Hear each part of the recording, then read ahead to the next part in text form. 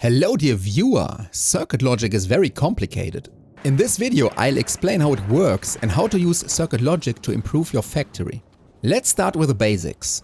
Factorio lets you connect most entities in the game with red or green wires, creating what's called a circuit network. Its purpose is to exchange information in the form of signals. We can then change and modify the behavior of entities based on the current information in the network and achieve results that would otherwise not be possible. Say you want to store 20 solar panels in this chest, not more. We could limit the chest's inventory, but each cell can hold 50 panels, more than we want. By creating a circuit network or connection between the chest and inserter, we can exchange useful information like the current content of the chest. When a wire connection is established, the game sets the read content mode for the chest by default. The chest is now a source of information in this network, broadcasting its contents in the form of signals. To find out what information is currently in the network, either open a connected entity and hover over the circuit network number, or what I like to do is build a power pole. When hovering over connected power poles, the game shows what's currently broadcasted in the UI on the right. The chest is a source of information which can be used to manipulate the inserter. Open the inserter's UI and take a look at the available options. By the way, you can open and close the side menu by pressing the circuit network button over here. Even if an entity like this assembler isn't connected, you can still open the menu to find out what might be possible when using circuit logic. Back to the inserter. There is a checkbox to activate the enable-disable mode. Notice how the inserter is now inactive. We set a condition enabling the inserter only when it is true. Storing 20 solar panels was our goal, so the condition is solar panel signal is smaller than 20. And it works. As soon as there's a solar panel signal of 20 or higher in the network, the inserter is disabled. Entities connected to a network can act as a source of information, like the chest reading and broadcasting its contents, or a nuclear reactor broadcasting its temperature. Most entities can use this information to modify their behavior. We've seen enable-disable on the inserter previously. Lamps also have enable-disable and a mode that can map information in the network to control the color. Most entities can do both. Act as a source of information and have modes to control them based on information. Some entities, like for example beacons, have neither and thus can't even be connected to a network. Power poles on the other hand are special. They can be connected to a network even though they don't have any modes and aren't a source of information. Their purpose is to establish cable connections over long distances. Let's talk wires next. It doesn't matter how many wires attach to the same entity or in what order they are connected. All signals broadcasted into the network will be added up. For example, when there's 10 copper in this chest and 5 in the other, the signal in the network is 15. Sometimes we don't want that though.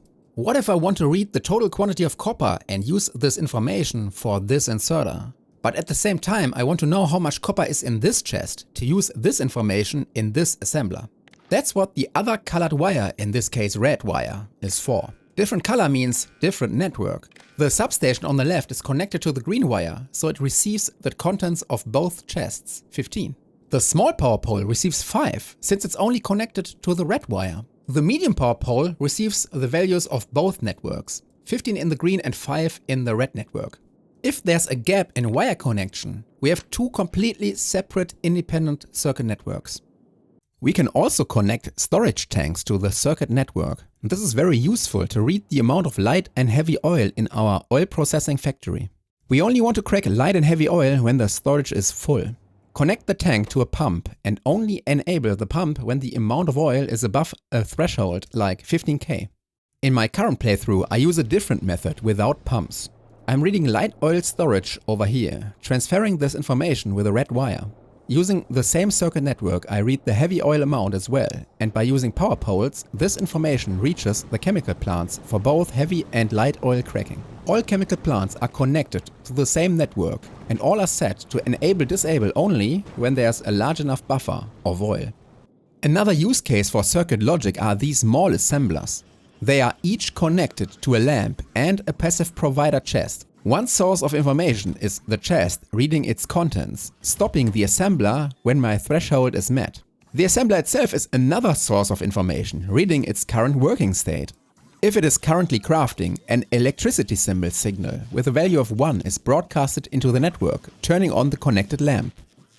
This space platform, crafting space science, depends on circuit logic. I have no cargo base, which means storage space is limited.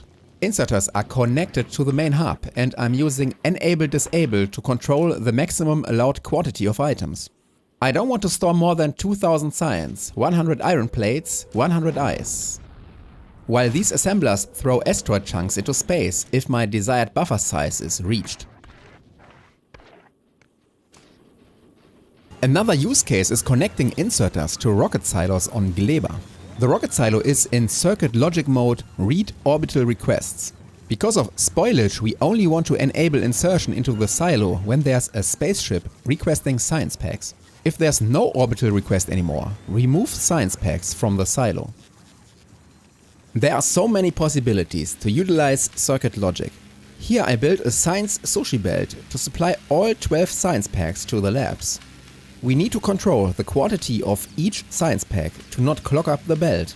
Fortunately, Factorio allows us to connect belts to the circuit network and read their content and manipulate them. By default, we only read what's on this single piece of belt, but by using the mode Hold All Belts, we read the entire belt. I built a substation nearby to monitor the reading. Each incoming science pack belt is connected to the circuit network. By using the enable-disable mode, we can stop the belt from moving items unless the condition is met. For this sushi belt length, I figured the sweet spot is to allow a maximum of 90 science packs each. There's also the removal of spoilage with a heating tower, but I digress. Speaking of heating towers, on Aquilo I recommend using circuit logic to only insert and burn fuel when the temperature drops below 900 degrees. I chose a high threshold to spread heat over long distances. Similarly, controlling nuclear fuel insertion to save uranium. Especially before having Covarex enrichment, it's important to use nuclear fuel efficiently. Set the inserter's stack size to 1, then create a circuit network and check read temperature mode. The reactor will by default output the temperature as a ladder T signal. You can change the signal type if you want. Only enable the inserter when the reactor's temperature or signal T falls below 600 degrees. There is a problem with this method.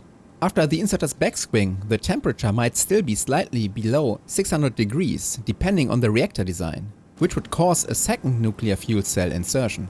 To solve this, we have to evaluate two conditions at once. First, temperature below 600 degrees. Second, there should be no fuel cell in the reactor. Spaceship or train schedules let us combine multiple conditions. Unfortunately, this is not possible with a built-in enable-disable mode of inserters. We have to use the mighty decider combinator, which allows us to check for multiple conditions. Or use a stunning trick. Ready? Enable the read fuel mode in the reactor. Then open the inserter's UI and check set filter mode. Finally, switch from whitelist to blacklist. Wait, what? How does it work? The moment the fuel cell enters the reactor, the inserter will receive a nuclear fuel cell symbol signal because of the read fuel mode in the reactor. This signal will be put into the inserter's blacklist. When the inserter swings back and the temperature is still below 600 degrees, it cannot grab another fuel cell because this item type is now blacklisted. Only when the fuel cell is completely depleted, the blacklist will clear, enabling the inserter to refuel again. This was a basic circuit logic guide, and we will dive deeper learning about decider, arithmetic, selector and constant combinators in the upcoming intermediate guide. When done, you'll find the link right here on the screen and in the description. Or simply subscribe to the channel and get a notification. Bye.